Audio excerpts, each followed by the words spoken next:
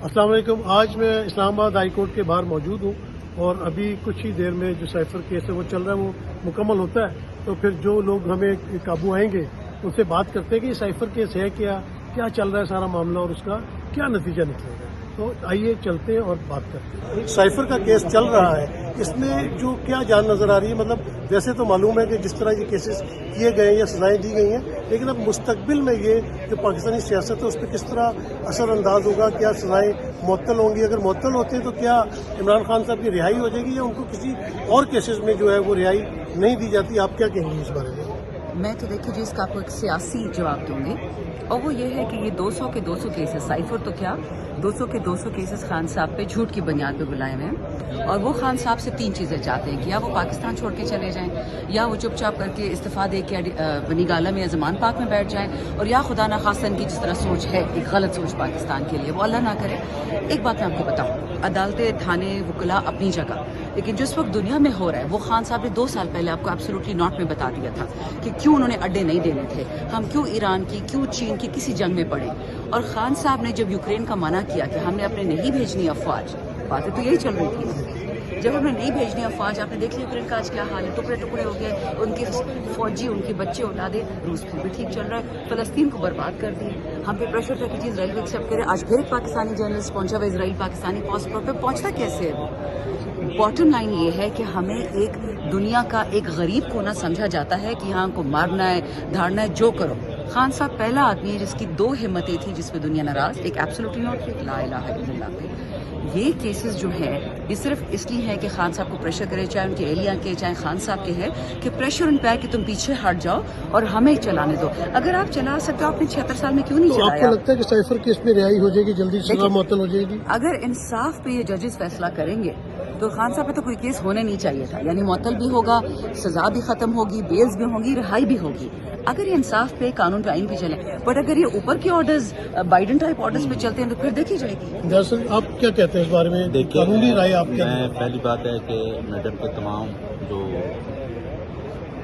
Statement है उसको endorse करता हूँ। देखिए, साइफर केस में जब हम बेल में थे ना साइफर में, तो मिस्टर जस्टिस मंसूर अली शाह साहब ने प्रोसिक्यूशन से एक क्वेश्चन पूछा। उन्होंने कहा कि इस FIR में एक एलिगेशन आप ये लगाते हैं कि इस स्टेटमेंट से, इस साइफर से फॉरेन स्टेट को बेनिफिट दिया है। मुझे बताएं कि कौन सा बेनिफिट दिया है। प्रोसिक्यूशन के पास इसका कोई जवाब ही नहीं था। साइफर का केस एक, हम कहते हैं कि वो एक सफर ही है, उसके अंदर कुछ नहीं है। और दूसरी बात है, जो सबसे क्रिमिनल केस में देखा जाता है मटेरियल, साइफर जो ओरिजिनल है वो सफ़े मिसल पे ही नहीं आया। तो केस तो ये केस जो है ये एक्चुअली सुप्रीम कोर्ट ने उसने बताया ये केस क्वेश्चन का केस था। ये साइफर का केस जिस तरह मैडम ने बताया, ये जितने केसेस हैं 180 केस, इनकी हकीकत कुछ भी नहीं है, चाहे तोशा खाना हो, चाहे अलकादिर हो, चाहे साइफर हो, सबको पता है कि इसके पीछे क्या स्टोरी है। ये साइफर के जरिए एक रिजीम चेंज करना था।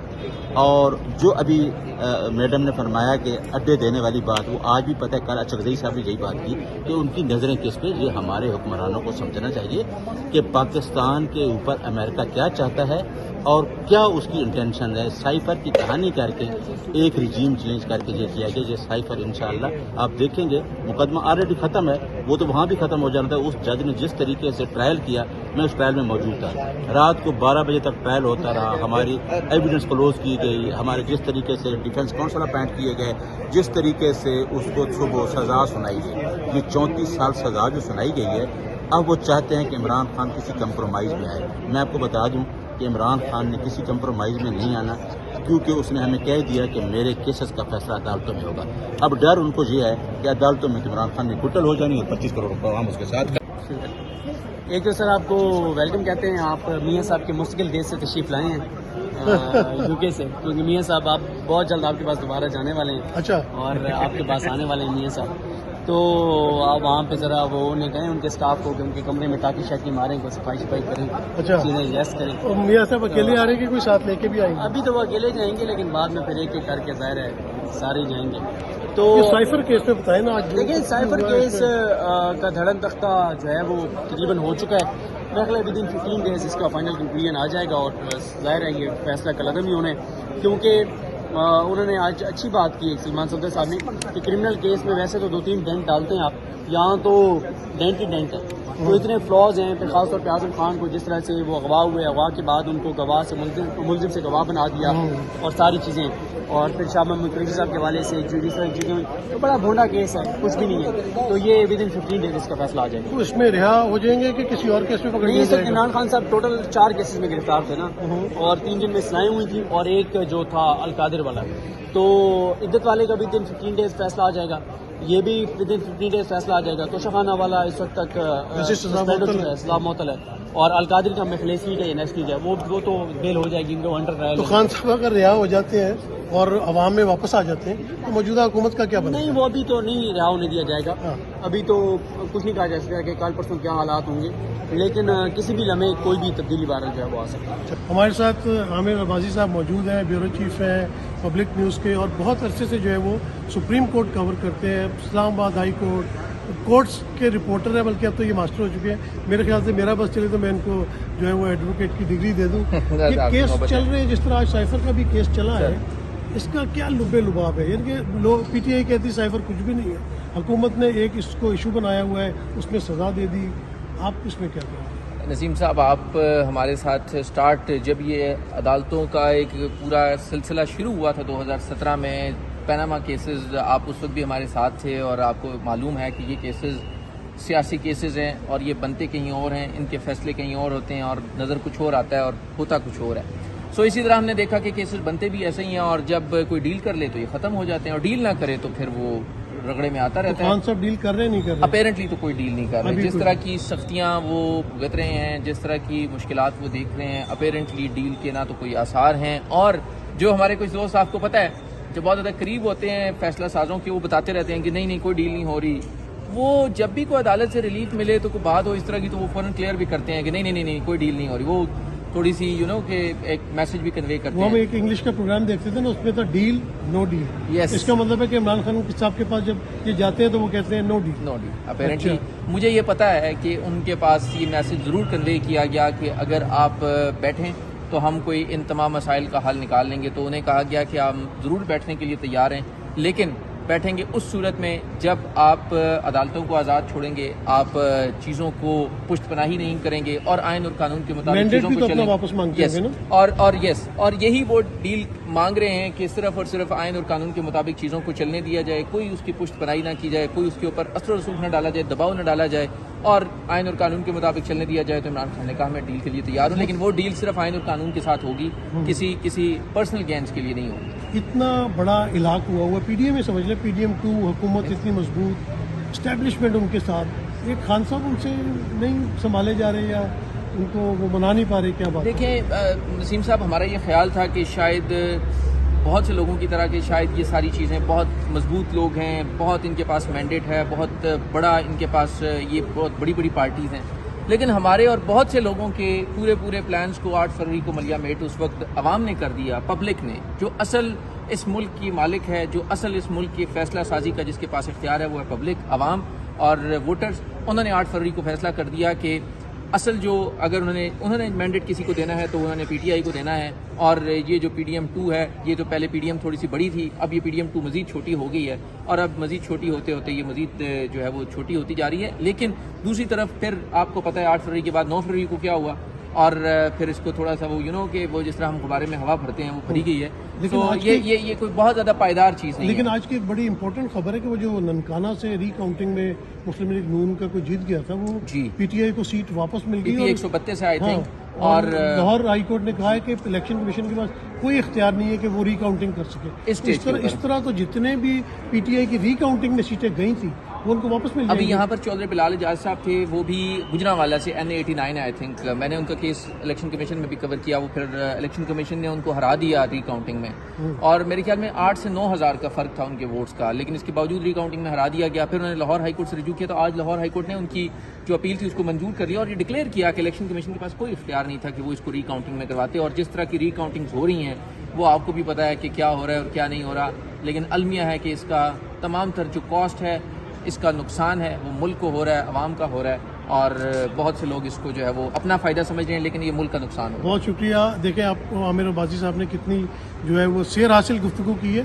کورٹ رپورٹنگ کے بہت زیادہ ماہر ہیں. مطلب اس وقت جو حالات ملک کے چل رہے ہیں, عوام جو ہے وہ مہنگائی سے پس رہی ہے. آپ پیٹرول کی پرائس پہ پرائس بڑھاتے جا رہے ہیں. روزمرہ کی جو چیزیں لوگ استعمال کرتے ہیں وہ ان کی دسترس سے باہر ہوتی جا رہی ہیں. جن ماں باپ نے قرضے لے کے اپنی روٹی روزی کو تنگ کر کے اپنے بچوں کو لاکھوں روپے فیس دے کے پڑھایا, وہ ڈگریاں ہاتھ میں لے کے پھر رہے ہیں. اور کچھ فیصل واڑہ جیسے لوگ کہتے ہیں کہ آپ اس میں صرف پکوڑے کھائیں. ایک بات صرف ایڈ کروں گا کہ ہم اڈیالہ جیل گئے تو ہماری عمران خان صاحب سے بھی ملاقات ہوئی. ہم نے ان سے بات کی تو ہم نے انہیں بتایا کہ یہ جو مسائل ہیں نا اس وقت ملک کے, مطلب ہم نے تو ایک ان کو ریکویسٹ کی کہ سر آپ سرنڈر کر جائیں, آپ بیٹھ جائیں, اور اس مسائل کا حل تبھی ممکن ہوگا کہ آپ کسی طرح ان مسائل کا حل کریں اور بس اب ملک کے لیے بیٹھ جائیں. تو انہوں نے بات جو کی تو وہ بھی بڑی امپورٹنٹ تھی. انہوں نے کہا کہ یہ جتنے بھی مسائل ہیں یہ پہاڑ سے بھی بڑے ہیں, لیکن ان کا اگر حل ہے تو وہ صرف اور صرف فری اینڈ فیئر الیکشن میں ہے.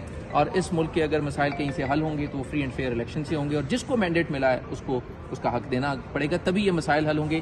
آرٹیفیشیل کنٹرول سے یہ مسائل حل نہیں ہو سکتے. بہت شکریہ. اسلام آباد ہائی کورٹ کے باہر ہم موجود ہیں اور ثاقب رشید صاحب کسی تعارف کے محتاج نہیں ہے. جس طرح بہترین کورٹ رپورٹنگ کرتے ہیں, بھلے وہ سپریم کورٹ کی ہو, اسلام آباد ہائی کورٹ کی ہو, احتساب عدالت کی ہو, اتنی تفصیل کے ساتھ وہ بتاتے ہیں. جو بھی کیس ہوتا ہے کہ جو جس کو سمجھ نہیں آتی اس کو بھی سمجھ آتی ہے کہ اس میں معاملہ کیا. ثاقب بھائی بہت شکریہ آپ کا. یہ بتائیے کہ جس طرح سائفر کیس چل رہا ہے یا عمران خان کے جو بھی کیسز چل رہے ہیں, ہم ناظرین کو اگر لبے لباب بتائیں تو کیا نظر آ رہا ہے آپ کو فیوچر میں؟ ہم سائفر کیس سے شروع کر لیتے ہیں. سائفر کیس جو ہے اس میں بڑی بنیادی پوائنٹس اور بنیادی غلطیاں ہیں. آپ یہ دیکھ لیں کہ اس وقت جو کیس چل رہا ہے یہ ٹوٹل ایک ون سائیڈڈ کیس مطلب چلا. پروسیکیوشن مطلب جہاں پہ جو ٹرائل کورٹ میں ہوا جرا انہوں نے نہیں کی, آرگومنٹس ان کے نہیں ہوئے, ان کا حق کے دفاع ختم کیا گیا. مطلب ایک ون سائیڈڈ کیس جو ہے وہ کیا کہتے ہیں کہ سب جو ہے وہ امپائر ملا کے انہوں نے کیس جو ہے وہ پورا فیصلہ کر لیا.